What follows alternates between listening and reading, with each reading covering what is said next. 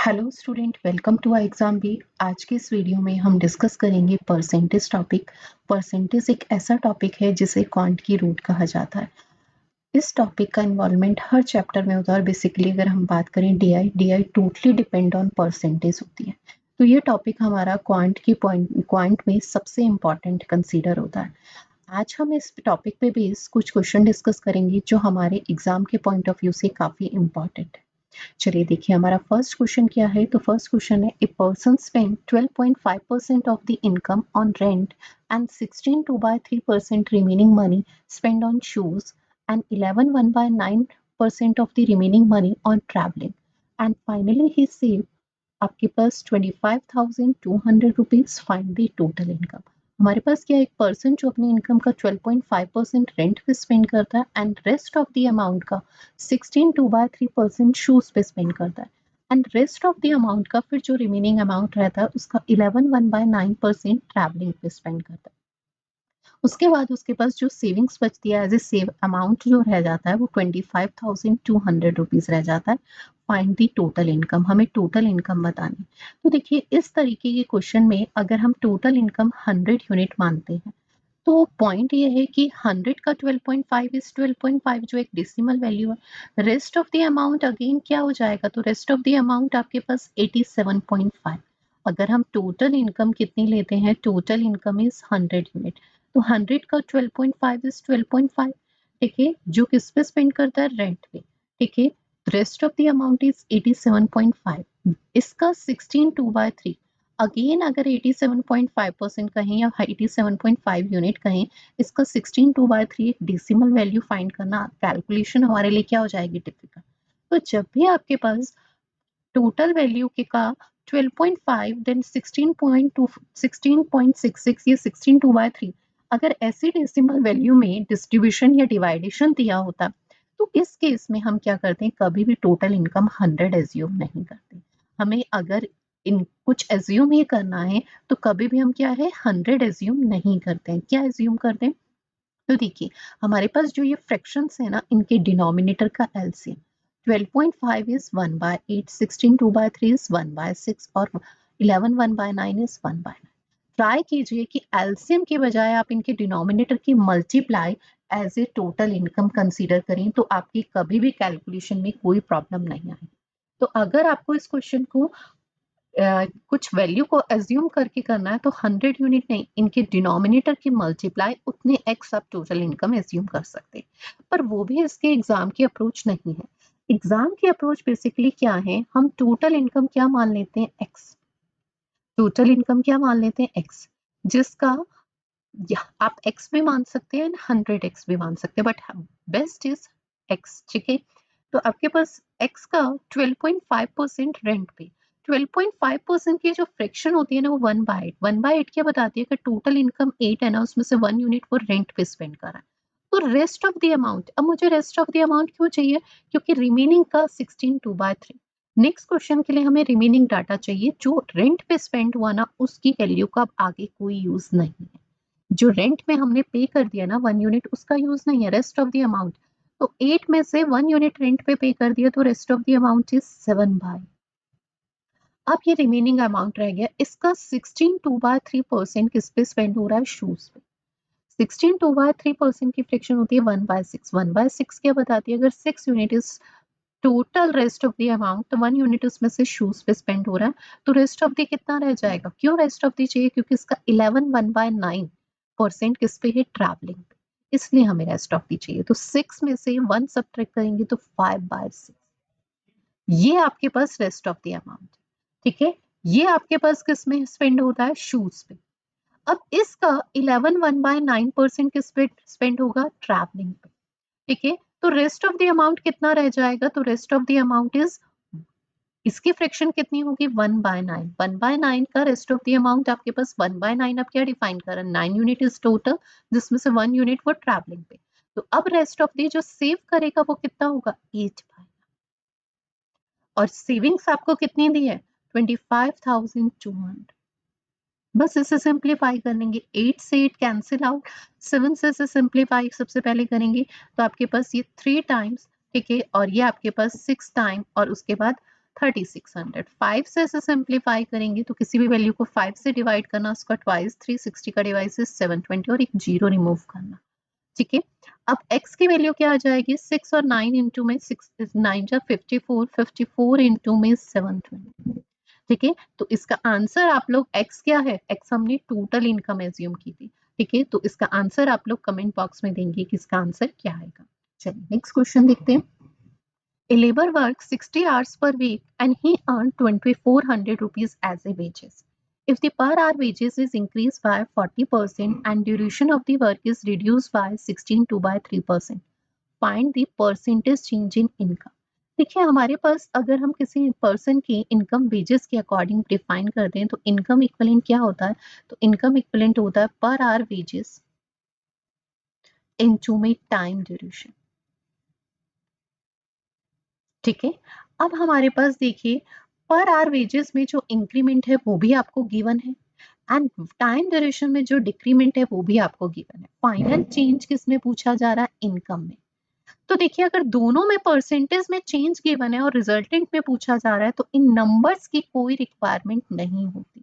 हम क्या करते हैं, 60 आवर्स पर वीक, तो यहाँ से क्या है 60 आवर्स तो हमारे पास टाइम ड्यूरेशन होगी, तो हम टाइम ड्यूरेशन ले लेंगे इनिशियल 60 एंड आफ्टर रिडक्शन कितनी हो जाएगी, इसका 16 2 by 3 इज 1 by 6, 60 का 1 by 6 इज 6 आवर्स, तो new time duration is 54 hours.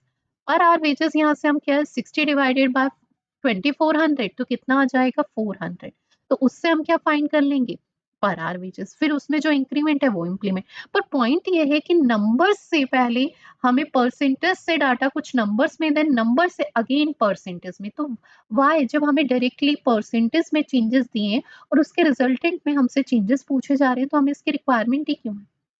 ठीक है, अब हमें देखिए पर आवर वेजेस में जो इंक्रीमेंट दिया है, ठीक है वो कितना दिया है, तो पर आवर वेजेस में जो इंक्रीमेंट दिया है आपके पास वो 40%।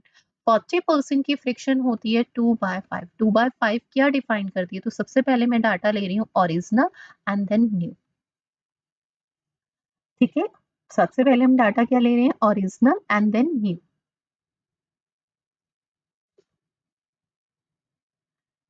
देखिए ओरिजिनल पर आवर वेजेस हमारे पास इस अकॉर्डिंग कितना हो गया 5 यूनिट, और आफ्टर इंक्रीमेंट 2 यूनिट का इंक्रीमेंट तो कितना होगा per hour wages is 7। Time duration में रिडक्शन हुआ है आपके पास 16 2/3%। 16 2/3% की फ्रिक्शन होती है 1/6। 1/6 क्या बताती है कि original time is 6 unit, new time is 6 में 1 यूनिट का रिडक्शन इज 5। ठीक है 5 यूनिट, तो देखिए यहाँ से हमारे पास इनिशियल इनकम आ जाएगी 30 और न्यू इनकम आ जाएगी 30। तो इनकम क्या हो रही है, फाइनली इंक्रीज हो रही है। कितने परसेंट इंक्रीज हो रही है हमें ये बताना है, 30 से 35 हो रही है तो कितनी इंक्रीज 5, ओरिजिनल कितनी है 30 इंटू में 100, तो 1/6 किसकी फ्रिक्शन होती है, तो 1/6 इंटू में 100 इज आपके पास 16.66% इनकम में क्या है इंक्रीमेंट। ठीक है, इनकम में क्या है 16.66 का इंक्रीमेंट है। चलिए नेक्स्ट क्वेश्चन देखते हैं। नेक्स्ट क्वेश्चन हमारे पास क्या है, in an examination there was 37.5% या 37 1/2% girls, only 62 1/2% of the total girls and 75% of the boys was passed. If the number of girls who fail is 342, find the total number of boys who fail. देखिए जब हमारे पास डिवाइडेशन, मैंने इससे previous question में भी कहा, decimal form में होता है तो कभी भी हम इनिशियल वैल्यू 100 नहीं एज्यूम कर सकते। अगर मैं टोटल स्टूडेंट 100 मानती हूँ, उसमें से 37.5 गर्ल्स, तो कभी भी किसी क्वांटिटी को हम पॉइंट में डिफाइन नहीं कर सकते। 100 का 37.5 इज 37.5 और नंबर ऑफ गर्ल्स कभी 37.5 नहीं हो सकती।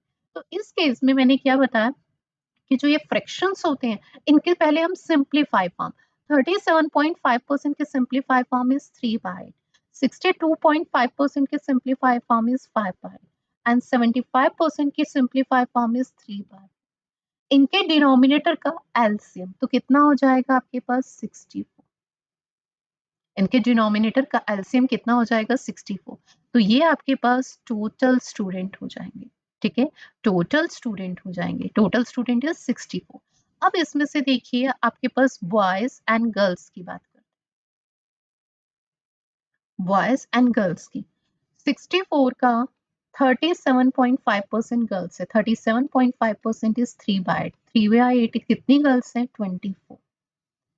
ठीक है, 24 24 64 में से गर्ल्स हैं तो रेस्ट ऑफ द बॉयज होंगे 40। क्लियर? 40 क्या हो जाएंगे? बॉयज। अब हमें क्या दिया है? 62.5% of the total girls, girls का 60, गर्ल्स कितनी है? 24, इसका 62/5% इज आपके पास 5/8, 5/8 इज गर्ल्स जो पास हुई है वो कितनी है? तो इस 24 में से आप फाइंड कर लेंगे 15 गर्ल्स पास हुई हैं। अगर 15 पास हुई हैं तो फेल कितनी हुई है? तो फेल इज 9। ठीक है, अब इसमें से बॉयज में से बात करते हैं। ठीक है, बॉयज में से बात कर रहे हैं सिर्फ। बॉयज में पास कितने हैं? तो आपके पास पास कितने हैं? 75%। ठीक है, 75%। 40 का 75%, 75% इज 3/4, 3/4 कितने बॉयज पास है? 30। तो फेल कितने होंगे? तो आपके पास रेस्ट ऑफ द फेल होंगे 10। अब हमें यहाँ पर गर्ल्स जो फेल है वो दी गई है, और गर्ल्स फेल कितनी है? 9 यूनिट। 9 यूनिट की वैल्यू 342 है, तो 1 यूनिट की वैल्यू आपके पास कितनी हो जाएगी? 342 डिवाइडेड बाय 9, तो कितना आ जाएगा? 1 यूनिट की वैल्यू इज 30। तो आपसे पूछा गया नंबर ऑफ बॉयज जो फेल हुए, वो फेल बॉयज कितने हैं? 10 यूनिट। तो 10 यूनिट की वैल्यू कितनी हो जाएगी? 380।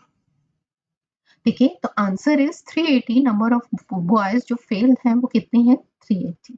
चलिए नेक्स्ट क्वेश्चन देखते हैं। If the income tax is decreased by 12%, then net income is increased by 3%. Find the rate of income tax. देखिए इस क्वेश्चन का पहले बेसिक कॉन्सेप्ट समझिए, फिर ये क्वेश्चन एक लाइन में कंप्लीट हो जाता है हमारा। आपके पास टोटल इनकम किसके इक्विवेलेंट होती है? तो टोटल इनकम हमारी 2 पार्ट में डिवाइड होती है, नेट इनकम प्लस में टैक्स।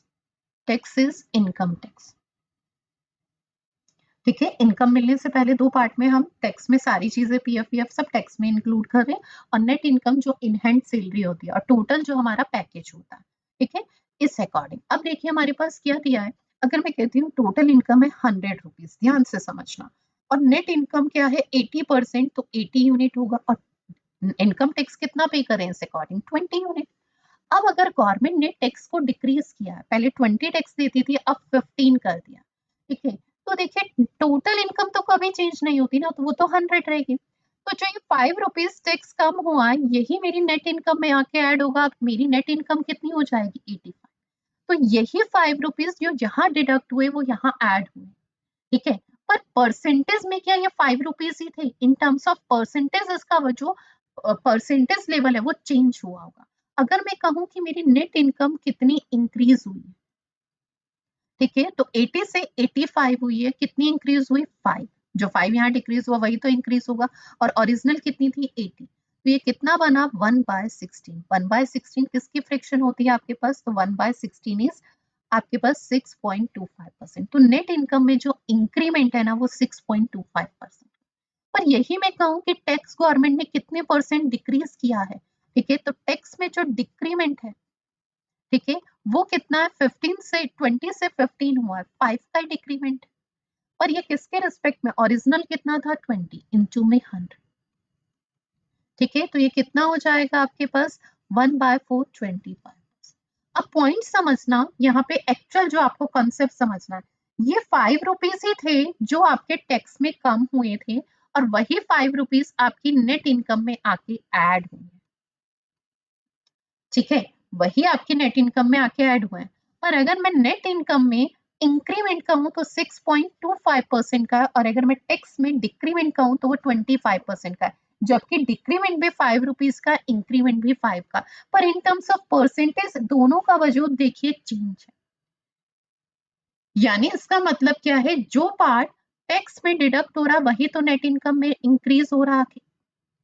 तो यानी टैक्स में जो डिडक्शन है, टैक्स का जो डिक्रीमेंट पार्ट है, वही नेट इनकम के इंक्रीमेंट पार्ट के इक्विवेलेंट है। यहां से कंक्लूजन मिलता है। तो अब क्वेश्चन ही कंप्लीट हो जाता है। इनकम टैक्सेस डिक्रीज बाय 12%, यानी टैक्स का जो 12% है, ठीक है, टैक्स का जो 12% है वो किसके इक्विवेलेंट होगा? नेट इनकम के 3%, क्योंकि नेट इनकम में कितने का इंक्रीमेंट हो रहा है? 3। अगर मैं टैक्स में 25% का डिक्रीमेंट करूंगी, ये 5 रुपीज तब कम होंगे और ये 5 तभी नेट इनकम में जाके इंक्रीज ऐड होंगे, और वहां पे कितने का इंक्रीमेंट है, ओनली 6.25। तो यही आपको वो बता रहा है कि नेट इनकम में कितने का इनकम इंक्रीमेंट हो रहा है, 3% का। तो नेट इनकम का 3%, टैक्स का 12% सेम होगा, जो हमने अभी प्रूव किया है। ठीक है, तो यहाँ से हमारा क्वेश्चन भी कंप्लीट हो जाता है। नेट इनकम का 3% किसके इक्वलेंट है, नेट इनकम में जो 3% का इंक्रीमेंट हो रहा है वो टैक्स के डिक्रीमेंट के इक्वलेंट है। तो यहाँ से आपके पास आ जाएगा नेट इनकम अपॉन में टैक्स, तो वो क्या आएगा, 12/3। मिनिमाइज करेंगे तो ये कितना आएगा, 4:1। तो यहाँ से आपकी नेट इनकम कितनी आ गई, 4 यूनिट, और टैक्स कितना आ गया, 1 यूनिट। तो टोटल इनकम कितनी हो गई, 5 यूनिट। ठीक है, अब आपसे रेट ऑफ इनकम टैक्स पूछा गया। रेट ऑफ इनकम टैक्स पूछा गया। Rate of income tax always total income पे इंप्लीमेंट होता है। टैक्स कितना है, 1 यूनिट। टोटल इनकम कितनी है, 5 इंटू में 100। तो कितने percent rate of income tax है, 20%। ठीक है, तो आंसर इज 20%। इस कॉन्सेप्ट के बाद देखिए क्वेश्चन हमारा सिर्फ एक लाइन का रह जाता है। ठीक है, बट तब होगा जब हमें इसका बेसिक कॉन्सेप्ट क्लियर होगा। चलिए नेक्स्ट क्वेश्चन देखते हैं। And last question, the income of man is 28,800। Now his income is increased and tax rate is reduced 12 to 10%. In both situations, 30% of income is tax free. Find the increase in initial income if he pay equal tax in both. देखो question एक line का अगर हम समझें, एक person है जिसकी initial income कितनी है, 28,800, जिसमें से वो 30% टैक्स, इनकम पे टैक्स ही नहीं देता, तो टैक्स किस पे कर रहा है, इनकम के 70%। और इनिशियल इनकम पे टैक्स कितना इम्प्लीमेंट हो रहा है, 12%। तो इनिशियल इनकम पे जो टैक्स होगा वो दिस वन ये होगा या नहीं। अब बात करते हैं इंक्रीमेंट के बाद। इनकम कितनी थी, 28,800। मैं मानती हूँ उसमें x रुपीज का इंक्रीमेंट होता है। अब भी सेम सिचुएशन है कि 30% इनकम पे टैक्स नहीं इंप्लीमेंट होगा, तो रेस्ट ऑफ द किस पे होगा, 70%। बट अब टैक्स पर टैक्स का जो रेट है वो कितना है, 10%। अब दोनों सिचुएशन पे जब इंक्रीमेंट हुआ इनकम में और जब इनिशियल थी, दोनों सिचुएशन पे इक्वल टैक्स पे कर रहा है, तो मैंने टैक्स ही फाइंड किया। तो ये टैक्स इक्वल है तो हम इसे इक्वल रख देंगे। अब इसे सिंप्लीफाई कर लीजिए, 70/100 से ये कैंसिल आउट, 100 से 100 cancel out, then 6 and then 5। अब आप इसे मल्टीप्लाई करेंगे तो देखिए ये 5x आएगा, और ये 28,000 इंटू 5, और ये 28,800 इंटू 6। ये वैल्यू उधर डिडक्ट में जाएगी तो दोनों में से 28,800 कॉमन आ जाएगा, 6 माइनस 5 इज 1, तो ये 28,800 5x के इक्विवेलेंट है। तो यहाँ से x की वैल्यू क्या आ जाएगी, 28,800। ठीक है, डिवाइडेड बाय 5। किसी भी वैल्यू को 5 से डिवाइड करना होता है तो उसका रूल क्या होता है, उसे ट्वाइस कर दीजिए। 288 का ट्वाइस इज 576, और उसमें से एक जीरो रिमूव कर दीजिए तो कितना आ जाएगा, 5,760। ठीक है, तो आपके पास x की वैल्यू कितनी आ गई, आपके पास जो इनकम में इंक्रीमेंट है वो कितना है, 5,760 का। चलिए, थैंक यू सो मच, मिलते हैं नेक्स्ट वीडियो में।